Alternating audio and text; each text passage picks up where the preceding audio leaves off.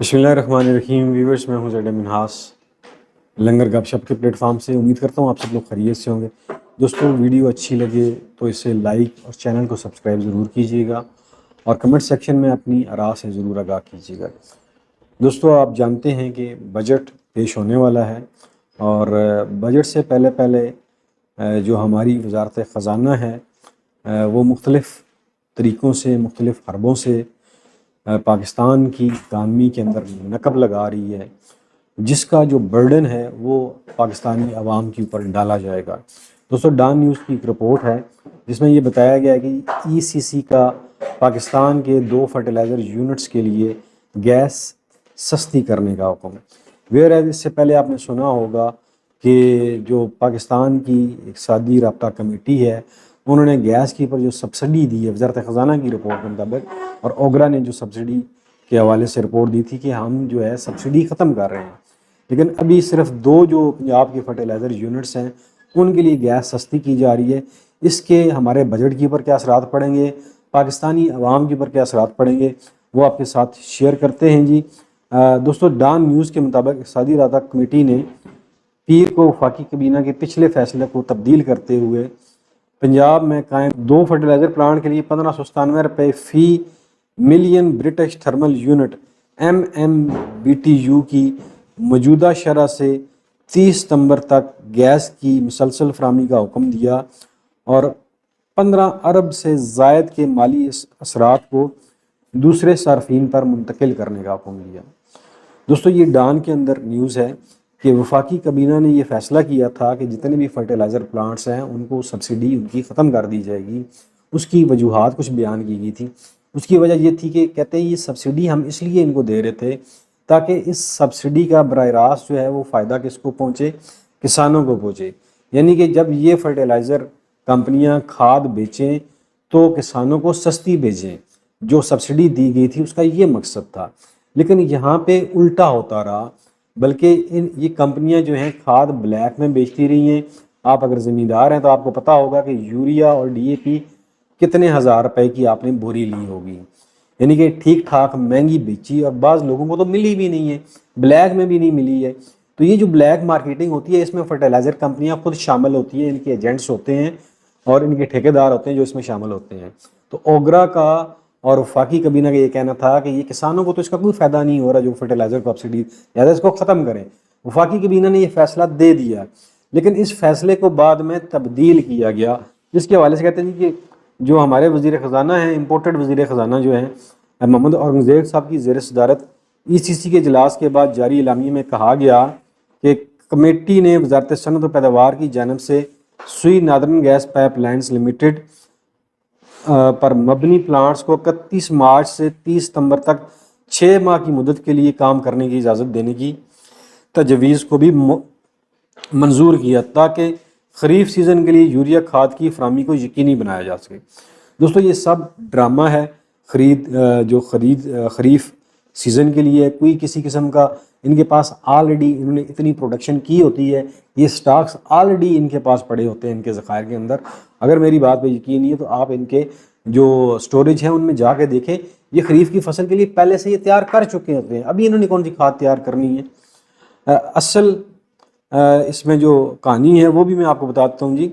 दोस्तों, आगे ये लिखते हैं, असल सप्लाई पर मुनहसर है 15 से 17 अरब रुपए का। जो इससे क्या होगा, जब ये इन 2 यूनिट्स को सस्ती खाद देंगे तो इनके नाम भी मैं आगे आपको बताऊंगा ये 2 कौन से यूनिट्स हैं।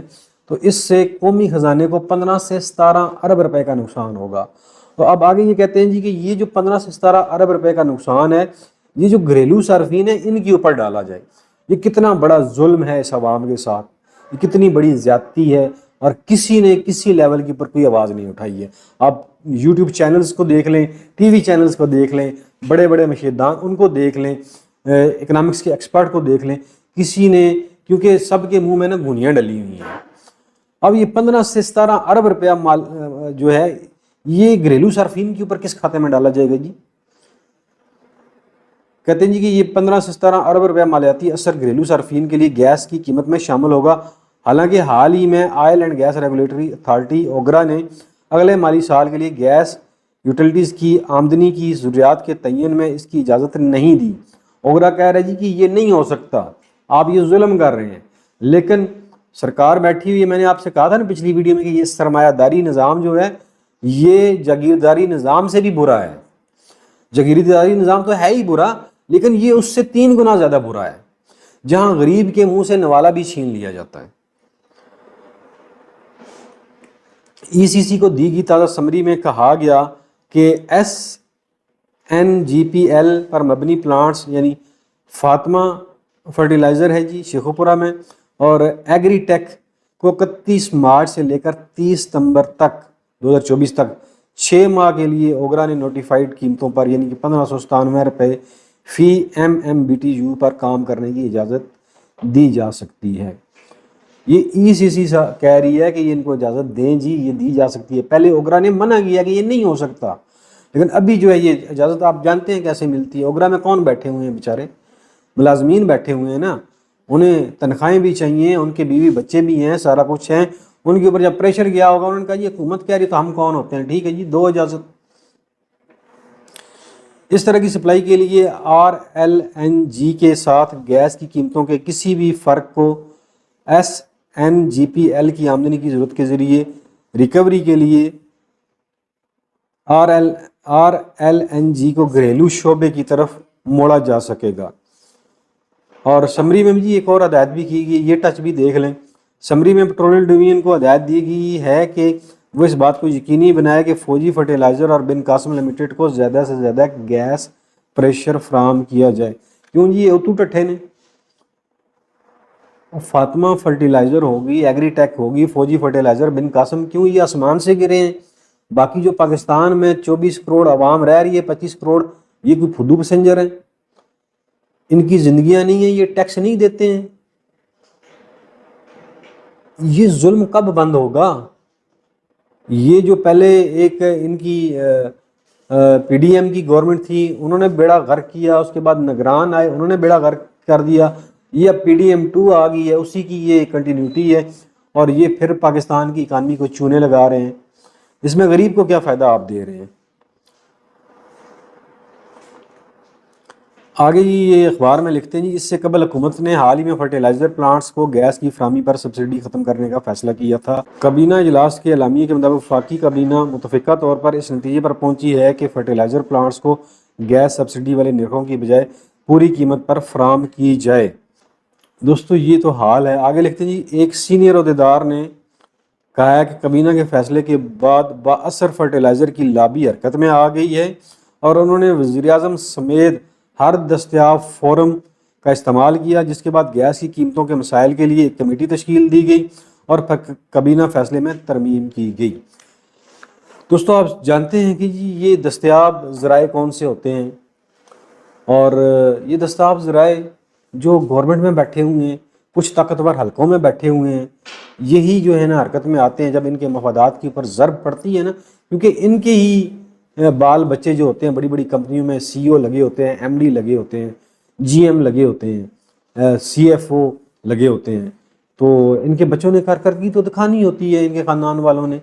تو پھر یہ جو طاقتور حلقے ہیں یہ پھر وزیر اعظم کو، تو آپ کو پتہ ہے ان کا بچہ بلونگڑا ہے، وہ کہتے ہیں بھائی جی کدھر جا رہے ہو، یہ کام پہلے کرو باقی کام بعد میں کرنا. پھر 1 سیکنڈ کے اندر جو ہے ہمارے وزیر خزانہ صاحب بھی حرکت میں آ جاتے ہیں.